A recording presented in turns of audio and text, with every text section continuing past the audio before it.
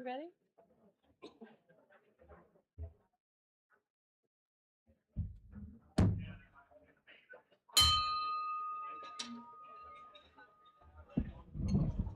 All right, Rotary. It's game day. Whoop, whoop. It is game day. Today's song. Surrounded by your glory, what will my heart feel? Will I dance for you, Jesus? Or in awe of you be still? Will I still Okay, so today's song is one of my favorites. It comes from Michael Moen. Michael's with G.H. Moen Construction, of course. This song is I Can Only Imagine by Mercy Me. This is what Michael says about this song. As a Christian, we know our time on earth is brief compared to eternity. Through the Holy Spirit, our purpose here is to lead as many people as we can to Jesus on this journey. This song offers a small glimpse of what it might be like when we finally go home to heaven for the very first time. Michael says it's uplifting, inspiring, and beautifully expressed in music. It also reminds Michael of all the loved ones, past, present, and future, and helps him focus on what truly matters in life. So thank you, Michael, for that song today.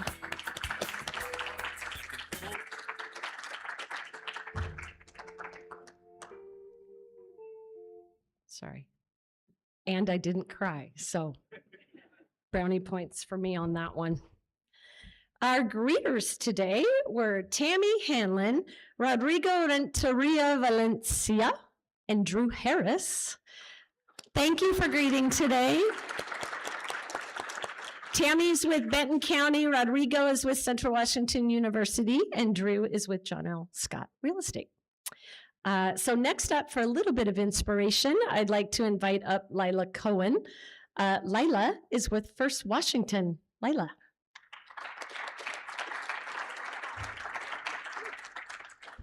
Thank you, Sherry.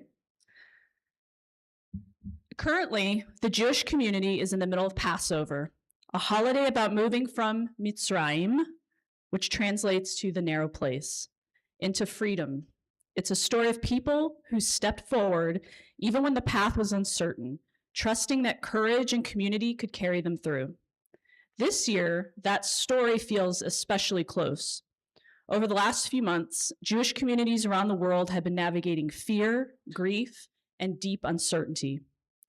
The war involving Israel and Iran has added layers of pain and complexity, and regardless of politics, it has reminded many families that freedom and safety are not abstract concepts.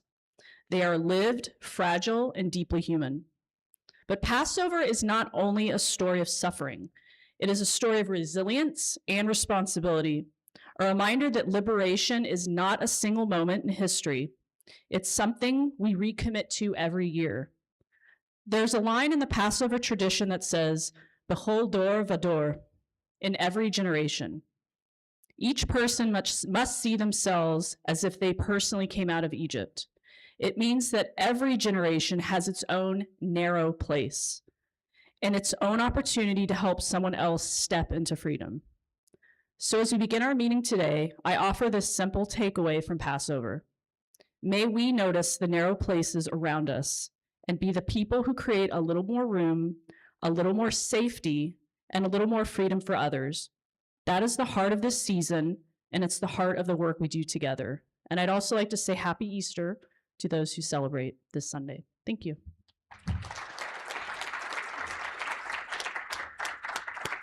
Thank you, Lila. That's perfect. Okay, Rotarians, you can sit. Guests, if you would please stay standing so we can recognize you as our MVPs today. Thank you for being here. Appreciate it.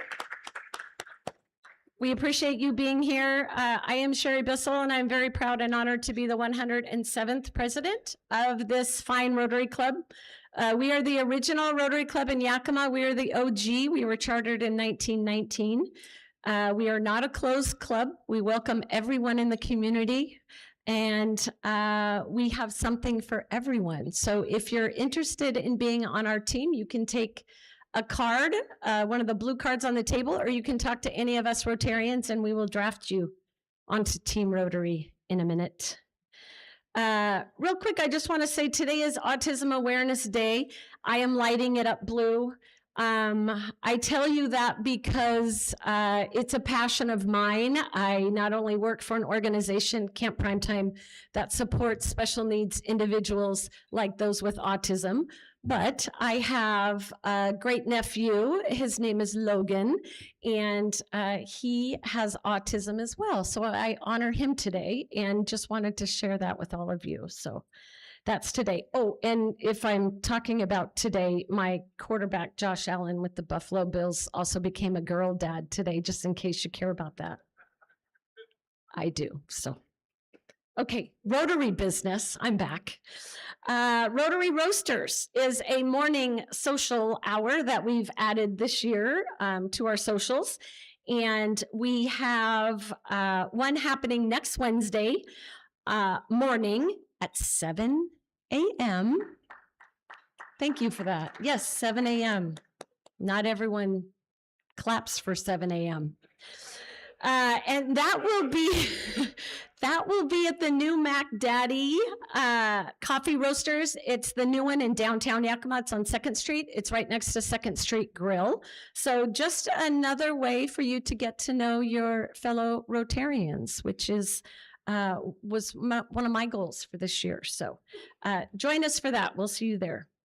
And now with another new member introduction, I would like to bring up Kyle Curtis, and Kyle is with Yakima County. Kyle.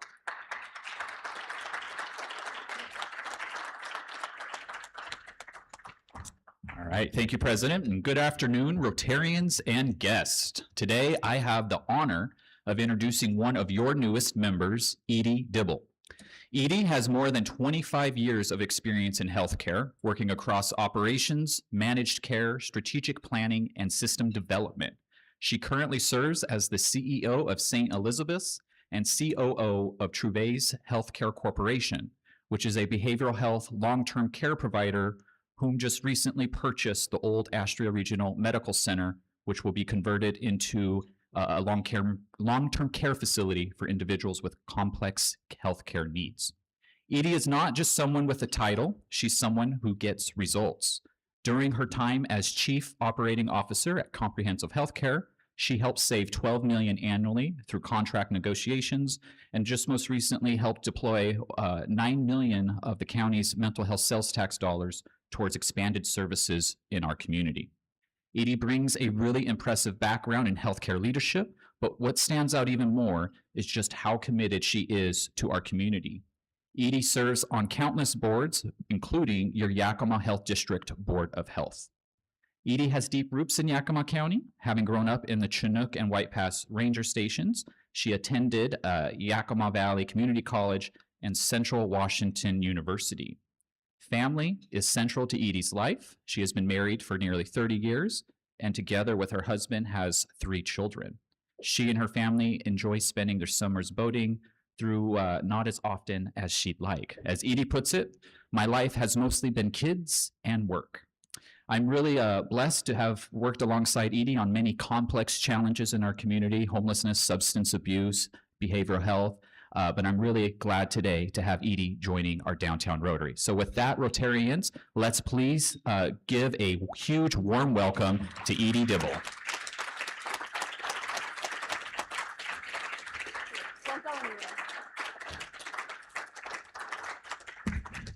Okay, for you, Kyle, I have a sponsor pin.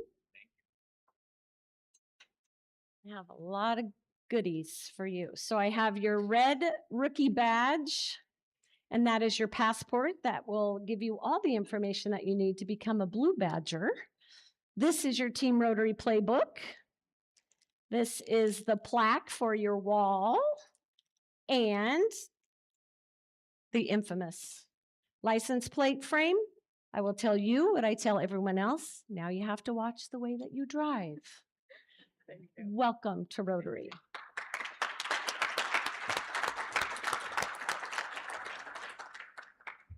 Okay, So now I would like to bring up a Hall of Famer being retired from the banking business since, I think you said 1971. That's what I meant. That's what I meant. Retired. Started in 1971. Boy, that'd be really bad. That's not what I meant, Pete. So sorry. Anyway, Mr. Pete Bansmer.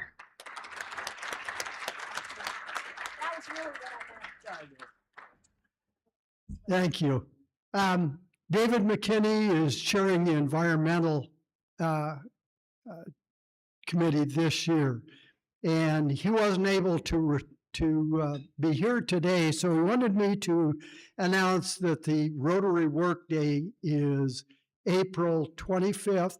It's 2 weeks from this Saturday, and we have 3 different areas. This is a tradition that this club cleans up the Sarge Hubbard Park, the Rotary Lake, and the welcoming sign as you come into Yakima.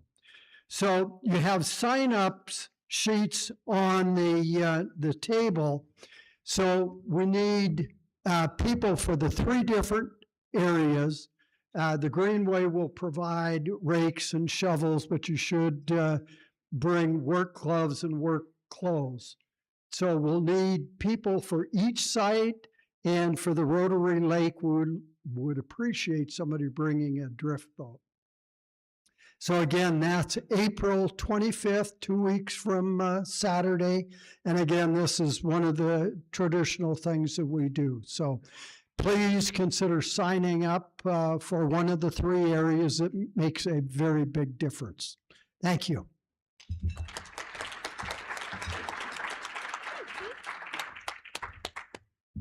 Okay, thank you very much, Pete. Make sure you sign up. Sign-ups are on your table. And now we are ready for Sergeant at Arms.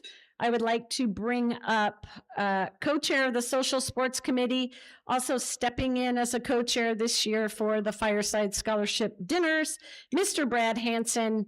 Brad is with Alegria Advisors. Brad.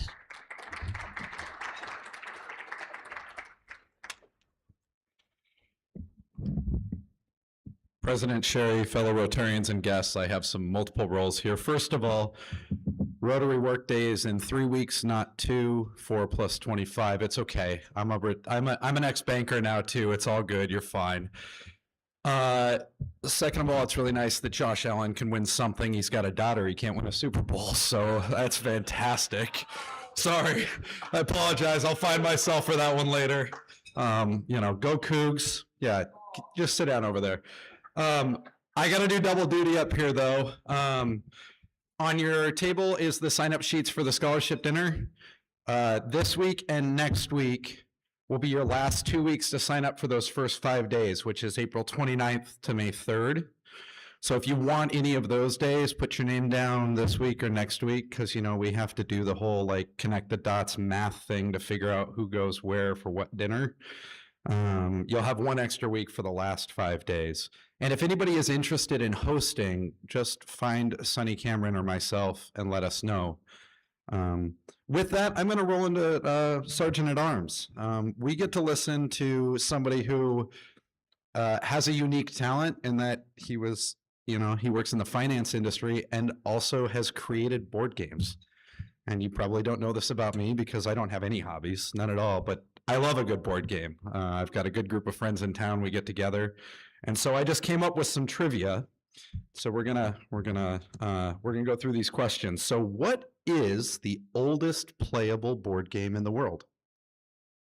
Is it the Royal Game of Ur, which is a Mesopotamian race game that's a combination of dice rolling and checkers? Is it a game called Senet, which was created in Egypt and played in the Roman Empire and is much like chess? Is it the classic Chinese strategy game Go? Or should you ask Rick Pinnell because he seems to know everything about ancient history and threw that all at us last week? If you did not guess A, the Royal Game of Ur, please pay $1.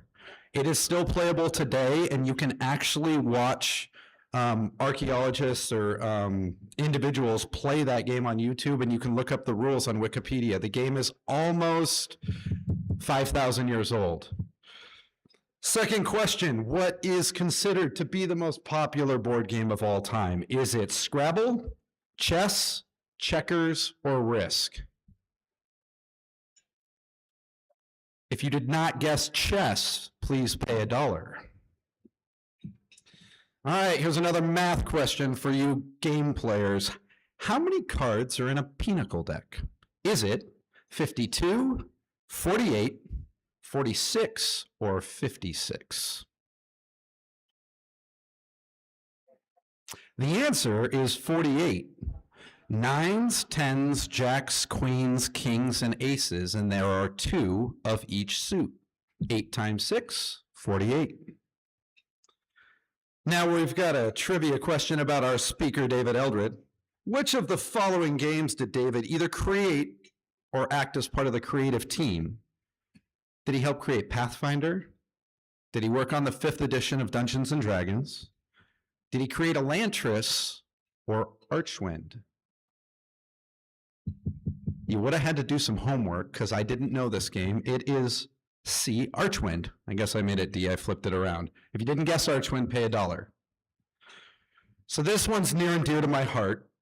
Which worldwide card collecting game was invented in Eastern Washington and whose individual cards have sold for upwards of $3 million in instances?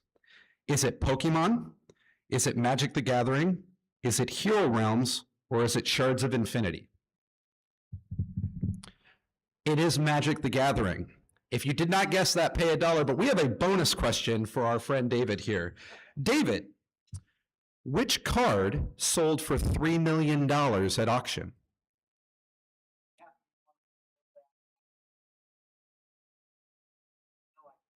Okay, the answer is, does anybody know that answer? It's nice. I like it. Yeah, we don't do Yankees in my house either. Go Sox. It's all good. I love it. It's the Black Lotus. It was created, and the game was created in Walla Walla, Washington by Richard Garfield. And it is a worldwide card playing game now. Nothing good comes from Walla Walla, at least not in this room. I tell you what. I'm self-aware, Anthony. That's fine. It's all good. I got 2 more questions. In what year was the game Dungeons and Dragons first published? Was it 74, 77, 65, or D, you publish tabletop games? Don't they come in a box? It's 1974 would be the answer. Well done. And my last question. Which board game was invented in Seattle and has sold 38 million units to date? Is it Taboo, Jenga, Monopoly, or Pictionary? The answer is Pictionary. And a 30-second story is, I think you all know I play golf, and I was playing in a national qualifier in Sammamish. And I got hosted at Aldera Golf and Country Club to play a practice round. And when I got done, I was sitting in the small restaurant and got sat down next to a gentleman. We had a great dinner, or a great lunch. My host walks me out, and we walked by this beautiful 1929 German convertible in pristine condition. He goes, that's the guy's car that we sat with. What did he do to earn money? I already gave you the answer, but he was one of the 3 inventors of Pictionary, and spends time playing golf and hanging out. And he's probably 65 years old, but I never knew that Pictionary was invented in Seattle.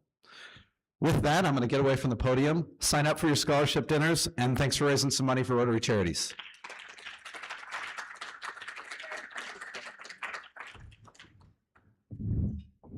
Thank you, Brad.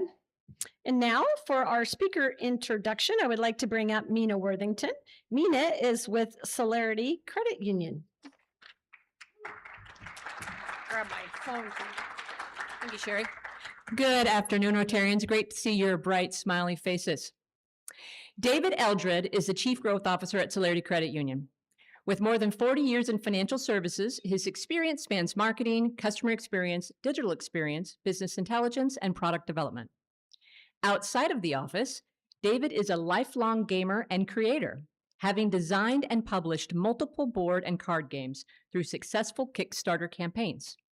He brings a unique perspective shaped by both the boardroom and the game table, and a deep appreciation for the lessons games can teach about teamwork, creativity, and leadership. David is also Rotarian. He is a member of the Coeur d'Alene, Idaho Club. Welcome, David.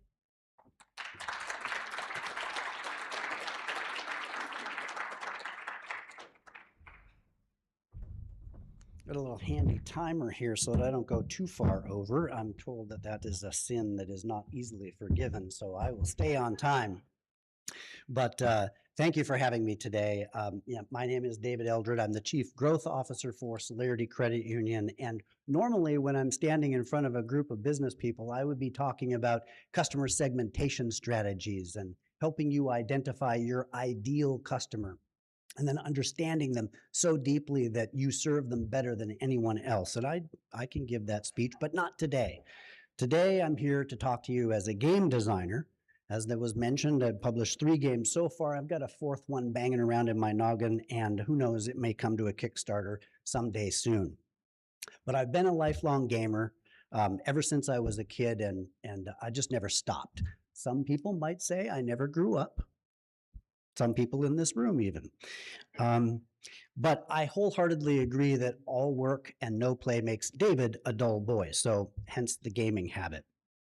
But along the way, I've learned several things. And while the basement and the boardroom might feel like they're different worlds, I've come to conclude that they are not opposites of each other.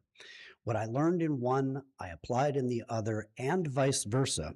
And that's what I'd like to share with you today. So before we dive in, by a show of hands, how many of you have played a game in the last year?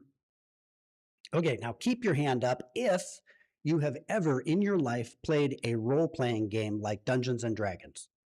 Sergeant at Arms, yes, in the back. Very cool. Some people in the room. Excellent. So some of you already know a lot about what I'm about to speak, and those others may know more than you actually think. Shoot.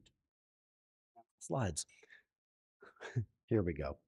So since this is Rotary, I thought we'd start off by putting it into a business perspective, and the US gaming market generates annual sales volume of over 70 billion, that's with a B, dollars per year. Movies and music combined generate only 27 billion. So that means that gaming generates 2.6 times more than the combined volume of film and music industry. So that's based on 2024 sales volume. So that means that gaming isn't just catching up to the entertainment industry, it's blown it out of the water. But what I'd like to share with you today isn't just about games. It's about a cultural shift and shifts that have happened throughout the last several decades that affect how people connect, learn, and even work together. So when we think of games, we might think of them as a form of entertainment. But I'd like to suggest to you that they're actually training environments. Games are a great way to teach people concepts of fairness, good sportsmanship, counting math and numbers. But games also serve a social purpose. Games bring people together. Your family, for example, might have used family game night as a way to maintain connection with tweens and teens as they grew toward adulthood. Couples and neighbors may gather for a neighborhood game night. Could be poker, could be bunco, and I see bunco on the table, so I know of what I speak. But in 1974, hence why I knew the answer to that question, a new category of game emerged, and it was called role-playing. And Dungeons and Dragons was the granddaddy of all of them, kind of leading the way into the creation of this new gaming category. And D&D, as it's known by its players, is a fantasy framework where heroes, magic, and of course, monsters like dragons exist. But as a category, role-playing games are unique in that they're really an interactive storytelling experience. There's no game board required. It's driven by your imagination. Everything takes place in the theater of your mind. Now, one person called the Dungeon Master describes the world or a situation or scene within it, and the player's roles are to decide what to do. There's no scripts, there's no multiple choice.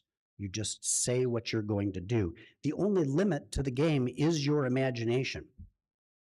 Now, I started playing games role-playing games in 1976. So this year marks my 50th year playing this category of game and learning from it along the way. I never stopped. But if I shift gears over to the business side, we talk in business about teamwork, decision-making, strategy. But I'm here to tell you today that I learned those concepts at the game table long before I ever set foot in the business world or in a boardroom. So for example, role-playing games teach that you don't win alone. Information matters. Decisions have consequences. And teams always outperform individuals. Those are skills that are very important concepts to teach in the business world, and they happen to make you successful in the role-playing world as well. Now, D&D was launched in '74, but it slowly gained in popularity into the mid and late '70s and early '80s. And at that time, I was in middle school. I was 11 or 12 years old, and I formed a club in my middle school where I led about 20 kids to learn about the game and play.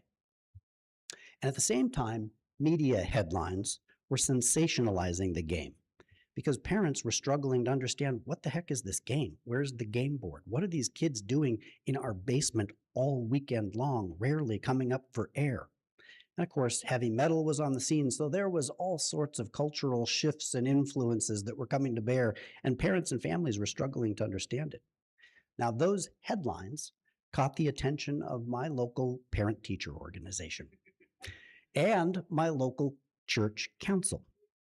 And those parents approached the principal and my pastor and said, "You've got to do something about this.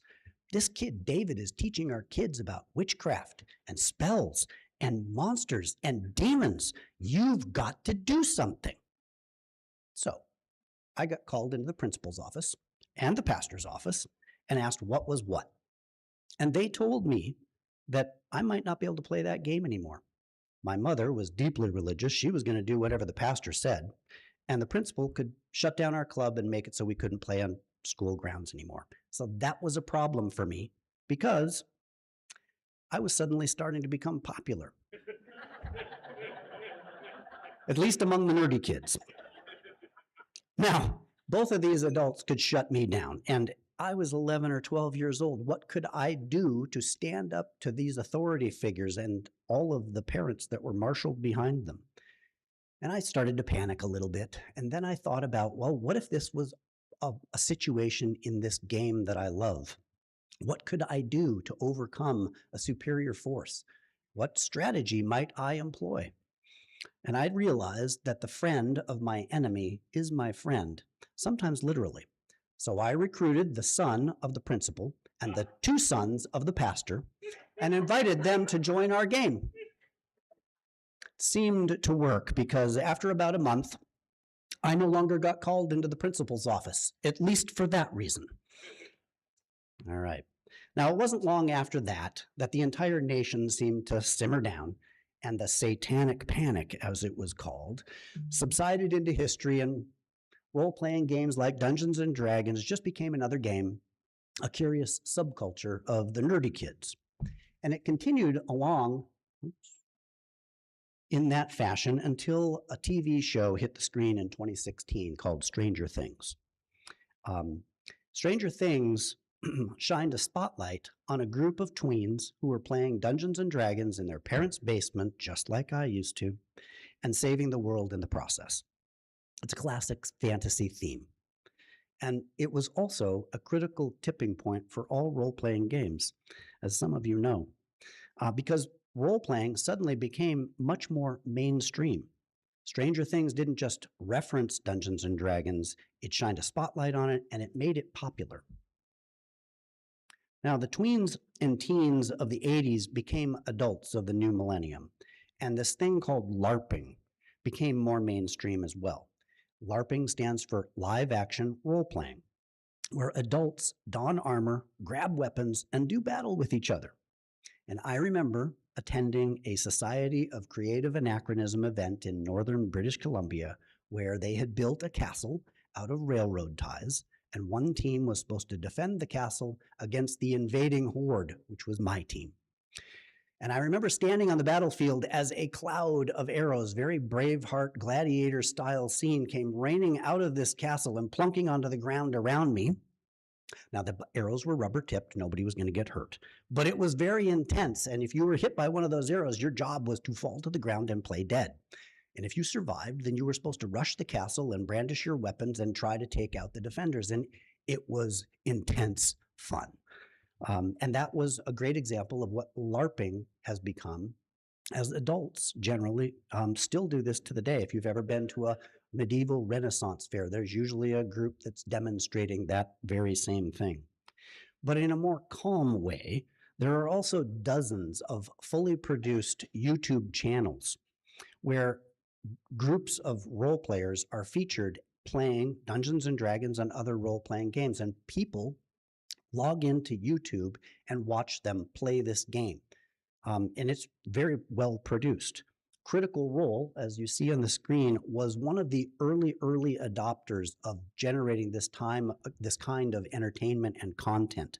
And Critical Role today now has more than 2 million followers of their YouTube channel and another 1.3 million people on a streaming platform called Twitch. Now, the important takeaway here is these are adults. This is storytelling. This is performance. So gaming has long since transcended and no longer is just the realm of nerdy kids. Now,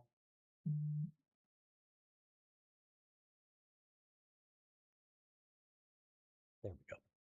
One of the issues that players often face with Dungeons and Dragons is finding a dungeon master who can referee the game for you. Dungeon masters are always in short supply.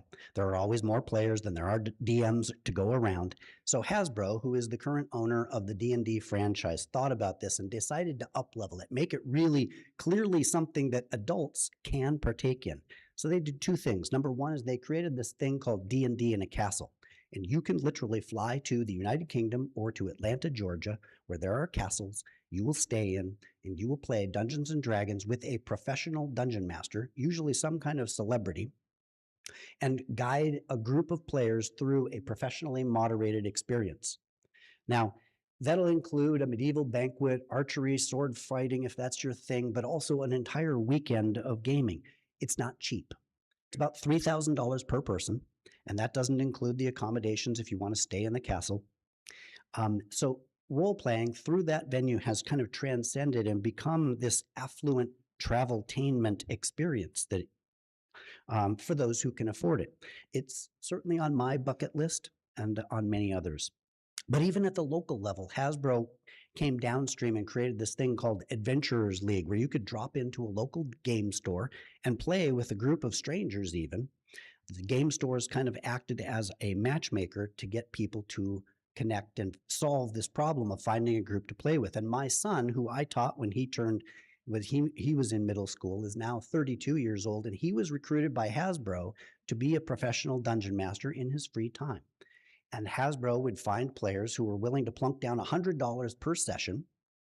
And my son, Neil, was able to keep 50% of the take. So for 6-player game, which is typical, that's $600. He got to keep 300 of that for about 3 hours worth of work playing a game. That's a pretty good gig. Now, when people find out that I still play these games, I get a lot of questions. Oftentimes people say, well, I was always curious about Dungeons and Dragons, but I have to admit it's a little intimidating. Aren't there a lot of rules? And yes, the core rule book is about 600 pages of pretty dense type. And this stack of books are all supplemental rule books that you can purchase and play if you really want to get into it deep. Another problem that people face is finding a group to play. And so, like I said, Hasbro has sorted to solve that by asking local game stores to play matchmaker and provide a venue for these players to gather. But the biggest obstacle for at least adults is that there's a time commitment. A typical D&D session will last 3 to 4 hours. And if you play once a month, twice a month, once a week, or more, that's a big time commitment. And so that is also a challenge for adults in our everyday busy lives. Now, after I had heard about these challenges, I decided that I might try to solve that problem. And that was because I had a lot of experience playing these games, and I knew it didn't have to be as complicated as people made it out to be. That was the inspiration for the creation of the world of Arcwind. Arcwind is a cards and dice fantasy card game that's loosely based on some of the mechanics of Dungeons and Dragons. Everything players need is in one box. There's no dungeon master required, and a game typically lasts about 30 minutes instead of 3 hours. So players learn the rules in about 10 minutes, and I like to think of it as a gateway game toward a more deep role-playing experience if you want to get into it, or just a quick bit of fun for anyone. Now, Arcwind was originally published in 2022 through a successful Kickstarter crowdfunding campaign where I raised the capital to approach a manufacturer in China to print the game and ship it to me. And in 2025, I published the follow-up expansion module for Arcwind called Arcwind Vale. And today, Arcwind and Arcwind Vale sell about 2 to 3 copies a day through Amazon, Walmart, etc. So it's squarely in the camp of a passion project. I'm not going to get rich on this. Mina, don't worry. But what I like about this story is that the skills that I learned in role-playing games transferred to the business world. And in the business world, the skills that I learned there gave me the confidence to design, publish, and manufacture the game and bring it to the rest of the world. It's a feedback loop that brought me full circle from where I began, from the basement to the boardroom. Now, when I talked about this earlier and had the show of hands, there were a few of you in the audience who had played a role-playing game, but I thought it would be a really unique experience to try it right now. All right? And so what I was hoping is there might be a roving microphone for the audience. And if you could get that microphone to the person who put me up for this event, that would be Mina Worthington. And I'm going to tell you all, this is going to work out one of 2 ways.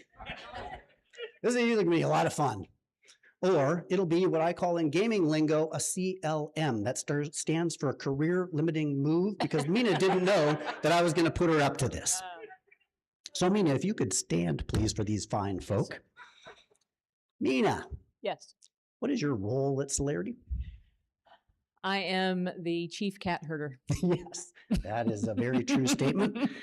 As chief cat herder and CEO, would you say that creativity, imagination, innovative thinking, these are skills that are helpful in your job? Absolutely. Okay, so it's important in the business world, also happens to be the exact same skills that make for a good role-playing experience. So what I would like to propose is that everybody can do this along with Mina. And if it helps to just close your eyes and imagine what I'm about to say, what we're going to do is go through a typical Dungeons and Dragons experience together. All you have to do, Mina, is listen to what I have to say. You're going to be the spokesperson for the group. And just think about what I say. And then when I ask you what you would do in that situation, you just say whatever's on the top of your mind. All right? Ready? So everybody can do the same thing. Mina, you wake up lying flat on your back. Your head is throbbing with pain. You reach behind and feel a goose egg, a good-sized one. Something hit you from behind. Something hit you hard. You're seeing stars as your eyes flutter open to the dappled light of the dawn sun filtering through what appears to be an old-growth forest towering above you. And on either side of you is dense undergrowth that limits your visibility just to your immediate vicinity. As you lie there thinking, what did I do to end up in Rotary flat on my back? You hear a sound that strikes fear in your heart. It starts as a low rumbling growl that gets louder and louder and then crescendos upward to end in an ear-piercing shriek. Something out there is not happy, and it sounds very large. Mina, you're flat on your back. in a forest, what do you do? Reach for the knife at my ankle. You be packing. All right. Now that you are armed with a knife and have a little bravery, maybe what else would you like to do? You're flat on your back. Sit up. All right. You sit up and take a look around. You see yourself sitting on what appears to be a game trail leading through some undergrowth in an old growth forest. And next to you on the ground is lying a bow and a quiver of hunting arrows. And that sound you heard earlier, well, let's get in closer. You can hear more growling, twigs snapping, branches cracking, and undergrowth moving as this thing is moving in your direction. Mina, what would you like to do? I strap the quiver on my body and I pick up the bow. Okay, you pick up the bow, you climb to your feet, you reach around and knock an arrow to the string, and you get your lay of the land. These trees are old growth. They are so huge, the trunks are too big for you to get your arms around. The limbs are high in the air, too high to jump up and grab. And on the trail ahead of you, through the undergrowth, bursts this large creature. It looks like an overgrown grizzly bear, except its body is covered in feathers, not fur. And instead of a bear's head, it's an owl's head with this vicious-looking beak. It sees you, locks eyes with you, Mina, lets out a blood-curdling shriek, and charges on the trail towards you. Mina, what are you going to do? I army crawl to some cover. All right.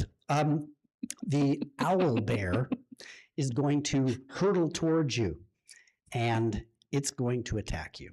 Now, Mina, at this point in the game, if we were going to continue, I would probably have you roll some dice to see if you were able to get behind something that could give you more protection from the bear's attack. And then we would see if the bear is successful in hitting you and anything you want to do with that trusty little knife in your boot I think pocket. I'm using the arrow this time. Yeah, this time, okay. Good move. So everybody, I would like you to help me with one last thing, and that is to help this prevent it from being a CLM. Let's give Mina a round of applause for her first role-playing experience. Now, while this was not D&D in a castle, it was D&D in Rotary, and I think this is a worldwide first, so you guys were all here to see it.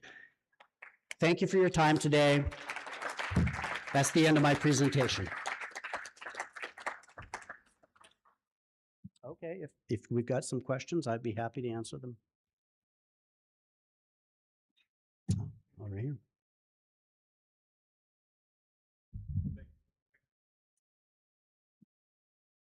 Thank you so much for that. I work at the theater. I run the theater, and my entire technical team are all D&D devotees. They play Magic on their breaks, so we have, and they know their boss also fully approves of this behavior. My technical director just came back from a national conference, USITT, talking about all the technical elements, everything else. And there is a company that is currently promoting its management consulting business by identifying who you are as a D&D character. I love it. So just so you know, it is now getting fully integrated into business consulting and the like. So it's the first time that I had heard about a business doing that kind of thing. My staff is very clear that they all want me to take the test to determine which character I would be, and they all have opinions about which D&D character I am. So just share that with you as well. Nice. So half-orc barbarian? Possibly. A bard, of course, with a theater background, obviously. Yes, that's great. That is one of Yes, of course. Yes. Thank you so much. Rodrigo Renteria, Central Washington University. This is amazing to me as an anthropologist, because this actually pairs two of my current concerns as a dean in education, right? Or just as a role in education, which is, at the end of the day, all we're doing, all of us here, is role playing, right? Yeah. Our occupations, our journeys are the result of us playing or pretending to be something and then becoming that something, right? And so in that sense, what you're doing makes perfect sense to me in terms of that pairing of gaming and role playing specifically to, in this case, the financial world. What is your take, your larger take, in terms of how, for instance, in education, or how do you use these skills in the corporate world to help us become something that we are not there yet, something that we're not yet? Yeah. Well, I personally find that, one of the things that helps a shyer, maybe introverted person, of which I am one, like Mina will tell you, I am deep in the introverted side, but here I am up on a stage talking to a bunch of people about a game. I believe that one of the things that helps people come out of their shells is being able to put on a role. In the theater, of course, you play a role. In business, it can help you put on a role. I remember when I first entered management, I wasn't very comfortable talking in front of people, but I had a role to play. And the idea of encouraging people to adopt a persona or a role to help them, you've heard maybe some TED Talks about fake it till you make it. That's very much a role-playing kind of experience. And once you get in the habit of doing what you're uncomfortable doing, it becomes easier and easier, and then you become good at it. And so I think all of those concepts marry in the education environment and in the business environment, in training departments all over the country. And, hey, you can have fun at it too. So best of all worlds. Thanks for your time. I know nothing of this world, I'll be honest with you. But I have young kids, and we stumbled upon some YouTube video, I don't know, in the last 6 months of a game of D&D that's been going on for like 35 years or something insane. Can you briefly explain the mechanics on how a game can go on for 30 plus years? Yes, I have seen several of those clips as well, and this is a dungeon master who grew up like a middle schooler with a group of people, and they just kept playing throughout their entire adult lives. He's my age, and in fact, one of the YouTube video clips that he talks about this 30-plus year campaign coming to kind of a final conclusion, where his group is going to either a cave or something like an Airbnb that they were going to rent out and play their final culminating episode of this game. The reason that a game can go for 30 years is that you create a persona, a character that lives within the game. And you can create entire backgrounds about this person, what's their motivations. It's like playing an actor through this character experience. And a dungeon master's role is really to help give a storyline that sets a goal for you to conquer. And as that character goes through the experiences of trying to solve these obstacles and overcome challenges, kill a few monsters along the way, you get experience. And your character advances in what's called levels. Anybody who's played World of Warcraft or any of those online multiplayer games, familiar with those concepts, because your character gets more and more powerful. So you can take on bigger and bigger challenges. And after 30 years, I can only imagine the challenges they are facing, but they get very invested in these characters. They identify with them very strongly. In fact, some of those headlines I showed from you earlier were stories about early players of the game becoming a little too invested in their characters and having some challenges, often probably fed by some mental illness. I'm not saying that was me, but it is the idea of becoming invested in a character, sort of like when you watch a TV show and you really like one of the characters and identify with that character in a way that really resonates for you. The same thing happens in the game world. I think it's a great thing for parents to encourage kids and their grandparents to experiment with, because it really can teach them a lot about identifying with others, getting out of their shell, encouraging leadership qualities and strategic thinking. It's a great experience. So if you're not into it yet, or your kids aren't into it yet, the seed is there. You just have to plant it. Thank you for being here. This is fascinating stuff right here. You mentioned earlier that this is a $70 billion gaming industry. Gaming is a pretty broad term. Yeah. What does that include? A whole lot of things. I mean, nowadays, Dungeons and Dragons, which started as a pen and paper thing in your imagination, has transcended to become an online and video game experience. We, my wife and son and I and some friends around the nation play in a game that's a video game called Baldur's Gate, which is, you know what I'm talking about.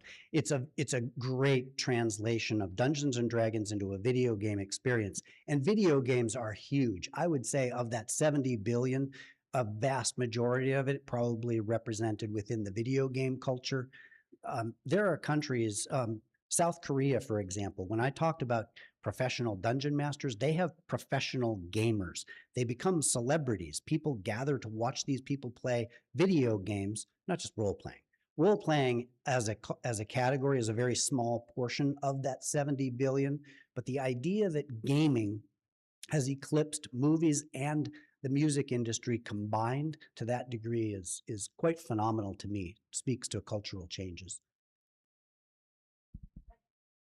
David, thanks for speaking to us today. It's really fun to listen to somebody with a similar hobby. You're a lot deeper into it than I am. As I told you, my son and I had a group for a couple of years that did this with some people across the country. I truly believe that this teaches exactly what you're saying, which is, leadership skills, working together with a small group of 3 or 4 or 5 people to solve problems, and it thinks outside the box. How do you get teenagers today who will get online and play Baldur's Gate 3 or play WoW or hop on a screen with their friends to get in a room to do something like this? Have you found any creative ways, or has the D&D community come up with thoughtful ideas to get kids back together? There's crossover, and if they're interested in one form of that category of gaming, you just encourage it, and then it can lead to other things. When my kids were entering middle school, I got a group of them together and just sat down and devoted one summer to helping them discover this game that I love. The funny thing is, when they hit their 30s and I showed up to my son's wedding, who was 32 at the time, every single one of those kids that I had gotten together that one summer came up to me at some point in the evening and said, "Mr. Eldred, you have no idea what you did when you taught us Dungeons and Dragons." We've played it ever since. But what was amazing to me is how they translated the concepts of the game into their personal life and their adult lives. One of the key concepts was we are stronger together and never split the party. And the idea that you will be stronger doing something together, the brains meeting and collaborating to overcome obstacles. So to answer your question, if they're interested in one aspect of gaming, I would say encourage it, even if it's video games, because you can introduce things that bring that off of the screen and into a round table experience where they interact with their friends and invite others to play with them. Local game stores are a great way to do that. They oftentimes play Matchmaker, and they're incentivized because you're going to buy a bunch of books. Okay, awesome. Thank you again, David.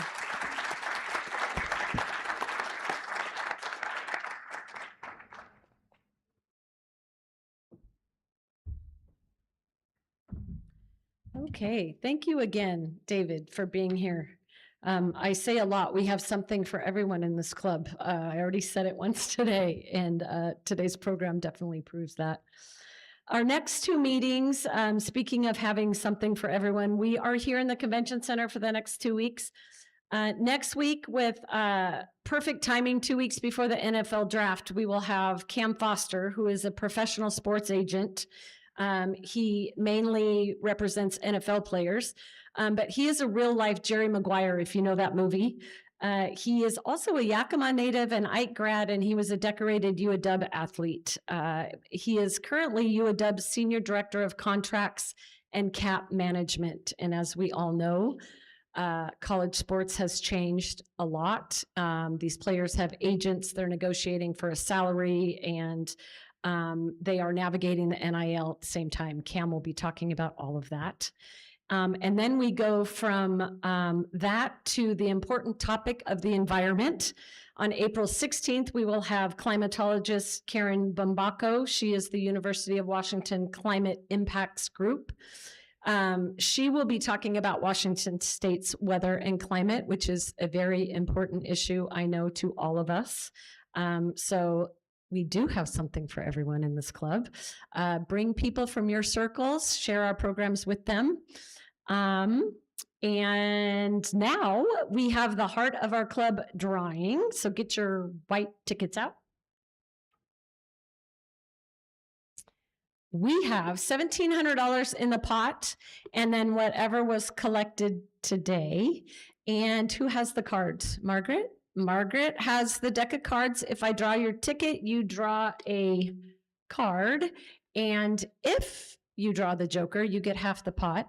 Rotary Charities gets the other half. So the number today is 020716.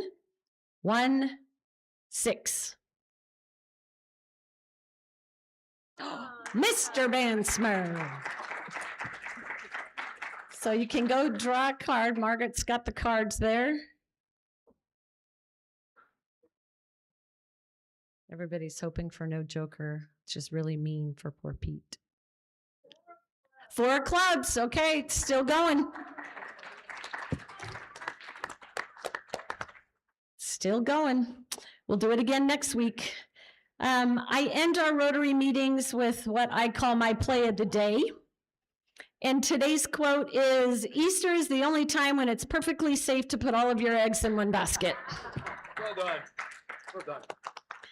That is from Evan SR. And actually, it's a good reminder that sometimes focusing on what really matters, like your health, your energy, your peace of mind, your well-being, all of that I talk about so often, is worth it. And springtime or Easter, whatever you celebrate this coming weekend, is often a great time to slow down and to rest and reset and spend time with those that you love. So take that with you today. Welcome to the team, Edie. It's awesome to have you. And thank you all for choosing Team Rotary today and being in the game. With that, this game's over. I was wondering if you